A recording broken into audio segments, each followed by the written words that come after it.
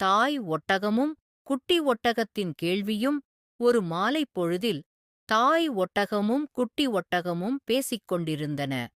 குட்டி ஒட்டகம் வாய் ஓயாமல் கேள்வி கேட்டுக்கொண்டே இருக்கும். அன்றைக்கும் அப்படித்தான். அம்மா, நமக்கு மட்டும் முதுகில் திமில் இருக்கே, ஏன் என்றது.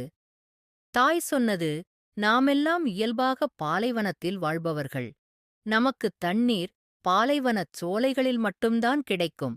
தினம் தினம் கிடைக்காது.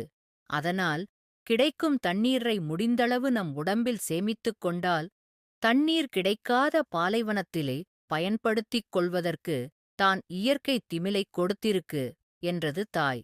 குட்டி ஒட்டகம் நமக்கு கண்ணிமை கெட்டியாக இருக்கே, மூக்கை மூடிக்கொள்ள மூடியிருக்கே, மத்த மிருகத்துக்கு அப்படி ஏன் இல்லை என்றது. தாய் ஒட்டகம் சொன்னது, பாலைவனத்தில் மணல் புயல் அடிக்கும், கண்ணுலையும் மூக்குலையும் மணல் போயிடுமே, அதனாலதான் நமக்கெல்லாம் இப்படி மூடியிருக்கு என்றது. குட்டி அம்மாவின் கால் குளம்பைப் பார்த்து, இவ்வளவு பெரிய குளம்பு நமக்கு எதுக்கு என்று கேட்டது.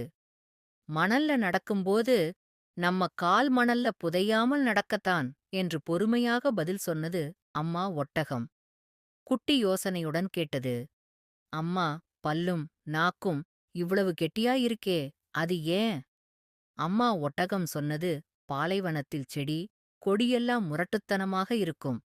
அதையெல்லாம் கடித்து சுவைத்துச் சாப்பிட வேண்டாமா, அதற்குத்தான் என்றது.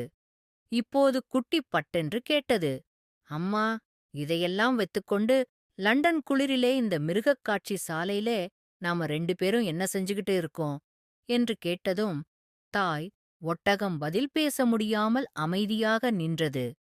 நீதி: ஒரு விலங்கின் இயற்கையான வாழ்விடத்தைப் புரிந்து கொள்வதன் முக்கியத்துவத்தையும் அதில் அவை செழித்து வளர அனுமதிக்கும் தகவமைப்புகளையும் இந்தக் கதை எடுத்துக் காட்டுகிறது.